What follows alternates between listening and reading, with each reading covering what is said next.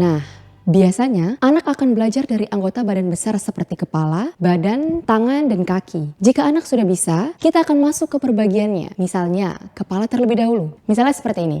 Kita bisa memintanya untuk melengkapi gambar. Saya akan putarkan video contoh aktivitas stimulasi menggambar bagian tubuh yang bisa dilakukan di rumah ya.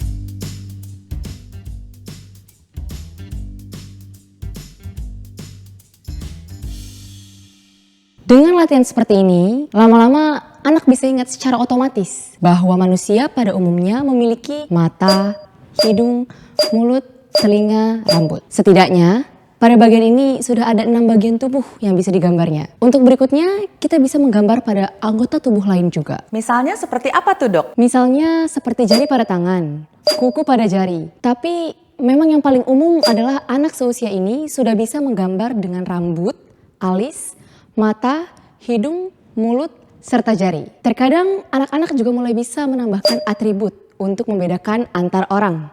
Misalnya, ketika menggambarkan keluarganya, ibu akan digambarkan dengan menggunakan rok, tas, gelang, dan ayahnya akan digambarkan menggunakan jas, dasi. Kemudian juga ukuran ayah bisa lebih besar dari ibu dan juga bisa menambahkan tanda lahir atau tai lalat orang yang digambarnya. Tidak apa-apa ya, Dok, kalau kita mengingatkan atau diberikan contoh bagian yang belum tergambar? Ketika sedang belajar ya boleh saja jika anak diingatkan. Ketika ia belum bisa, kita juga boleh membantunya dengan cara ikut menggambar untuk memberikan contoh bagaimana cara menggambar anggota tubuh yang benar. Namun, memang lagi-lagi bantuan ini harus dikurangi sampai akhirnya anak tidak perlu dibantu lagi. Oh iya, Dok. Baik, pertanyaan terakhir ya, Dok. Yang biasanya orang tua juga khawatirkan nih, Dok. Apakah perkembangan anak dapat dikatakan terlambat jika sudah usia 66 bulan belum bisa menggambar 6 bagian tubuh? Perkembangan setiap anak kan berbeda-beda. Ada yang bisa melakukannya dengan mudah, ada yang memang perlu distimulasi terus-menerus. Namun jika sudah dilakukan stimulasi dan di usia ini anak terlihat belum bisa menggambar orang dan misalnya letak anggota tubuhnya salah atau gambarnya hanya berupa coret-coretan, memang ini harus menjadi perhatian khusus. Kenapa itu, Dok? Karena ada beberapa hal yang harus dilihat. Misalnya, kemampuan gerak halusnya apakah sudah berkembang sesuai dengan tahap usianya atau belum. Biasanya anak usia ini sudah mampu untuk melakukan gerakan manipulasi sehingga bisa menggambar membentuk apa yang dipikirkannya. Karena saat ini anak sudah mulai memasuki usia belajar menulis huruf. Jika tidak ada masalah dengan sistem geraknya, ada kemungkinan anak mengalami gangguan persepsi. Sehingga skema ia akan orang tidak terbentuk. Padahal anak berjumpa dengan orang setiap hari. Tentunya hambatan-hambatan seperti itu akan mempengaruhi dalam bidang akademik nanti di sekolahnya. Misalnya, kalau anak tidak menggambar bentuk dasar seperti ini, bisa saja anak juga akan kesulitan untuk belajar menulis huruf.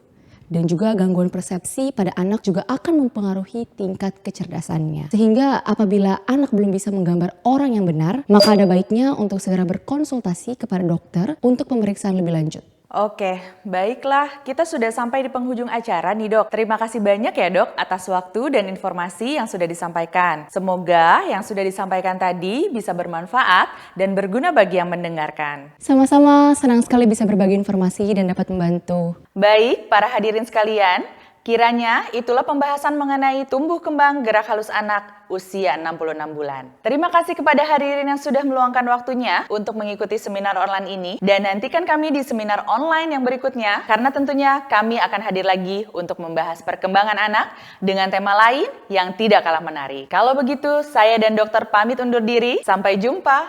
Sampai jumpa kembali.